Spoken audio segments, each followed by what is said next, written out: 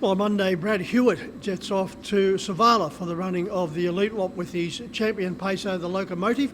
Caught up with Brad to discuss some of his chances on Saturday night and also moving forward with the Inter-Dominion winner. Well, Brad, an exciting 3 to 4 weeks awaits as far as you and the Locomotive over in Sweden. Yeah, it's finally starting to come around, Mick. Head off early next week, and hopefully, fingers crossed, everything goes well. When's the race and what's the process, Brad? So the race is 3 weeks from this Sunday. He's been there about 3 weeks this week, so everything's been ticking along good. They're really happy with him over there, and I'll be there for his last 2.5, 3 weeks of work, and do a little bit of fine tuning and take him into the Savala track and give him a spin around and things like that. So hopefully it's all heading in the right direction. Who's he with as far as his preparation into the next few weeks? He's with Suzanne Freng. She's sort of the trainer, and Magnus Juice, he's one of the leading drivers over there. I think he was their leading driver last year, so he's in the right camp, and HRA have sort of organised all that, Andrew Kelly and all that, sort of put things in place, and I haven't had to worry about too much. I've been in contact with him, obviously, and as I said, he's been eating really well ever since he turned up there, and really happy, and they're saying he's loving his work, which is sort of standard for him at home, so everything's heading in the right direction. Wonderful experience and a wonderful achievement by all concerned, but as far as you're concerned, Brad, a couple of years ago you wouldn't have dreamed that this opportunity was going to await you? It's sort of pinch yourself stuff, really. He's taken us on a great ride the last 6 to 10 months sort of thing, and been in New Zealand, he won the Inter-Dominion and things like that, and now going all the way over there, so he's been a great horse for me, and can't be happier and more thankful and grateful of Glenn, and I keep on mentioning Wayne Potter for his sort of idea to send him up, so I'm forever grateful for him, but never would have imagined we'd be in this position, that's for sure.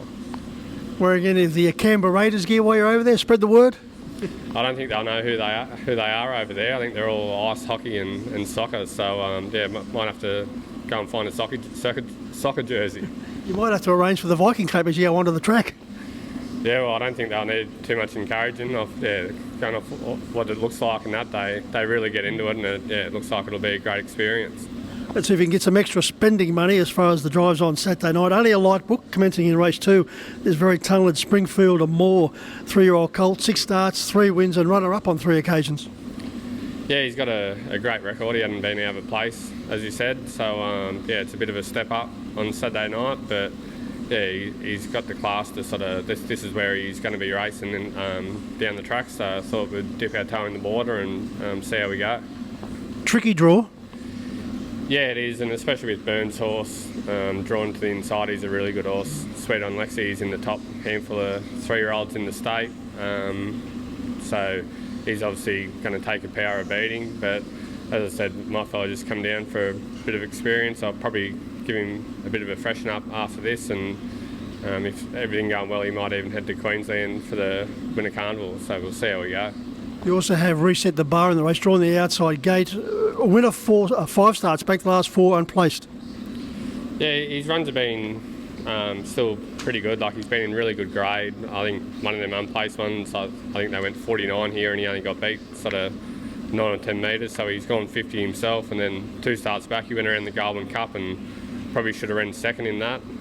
He just got held up around the corner and lost his momentum, and then he had to sit outside him, which just isn't his go at Wagga, in the Wagga Cup last start. So he's actually going a bit better than what his form reads. So, but terrible draw. So I don't think he's much hope from out there. Brad, for a number of years now, you've never been short of having a good horse or 2 in the stables. You look like you got another one with this 3-year-old filly going around in the heat of the Oaks, first heat in fact, in Precise. Yeah, I really like her, Mick. I think she's going to make a nice filly later in the year, and especially more so next year as a mare going forward. She's sort of done everything in one go. She's gone from only seeing the gate like 6 weeks ago, and to now going around in heat of the Oaks. It's probably going to be a a bridge too far, and especially she got it wrong last start, being off the OD. But same thing, just want to bring her down and give her a bit of experience, sort of around this grade, and trip around the track, and she'll do the same thing. Probably just have a bit of a freshen up and aim at some nicer races later in the season. Yeah, she debuted with a stylish and effortless win at Bathurst, and the run at Wagga, as you mentioned, broke shortly after the start, or at the start. To run second, it was an enormous performance. Yeah, it was. I was obviously wasn't happy that she galloped. She sort of just went to go a bit too hard for what she's sort of used to at the minute, and she was coming out with the leaders, then galloped, lost all that ground, and as you said, to still run second, going 54. I was really happy with the run. Bar doing things wrong, but as I said, I think she's going to be a nice filly going forward. A number of people wondering, I've heard that name Precise before go around, and they're right, back in 1981, commencing her career and going through to 84 for Wayne and Jack Honan, was a filly by the name of Precise, who had 23 starts for 6 wins and 4 placings, so she was more than useful. Yeah, well, it's a bit before, that's more your vintage, Mick. It's a bit before my time, but I'm sure some of the Dad and a few of the older brigade might have heard the name, remember the name. Apart from the Locomotive and these couple of nice horses on Saturday night, Brad, the proven champ from the stable, Captain's Knock, getting set for another Inter-Dominion campaign? Yeah, that's been. He sort of had about a month off, and he's been back in a couple of weeks now. So he'll just keep on ticking along, and hopefully he'll be sort of ready back at the races like around early to mid-June, and have a couple of starts before we head up to Queensland with everything going well. Brad, first of all, good luck on Saturday night with those two important drives, and more importantly, moving forward with the Locomotive, representing Australia, no doubt, extremely proudly as you head into the Elite Lop. Yeah, fingers crossed, Mick. As I said, it's a great experience, and I'm sure we'll enjoy ourselves.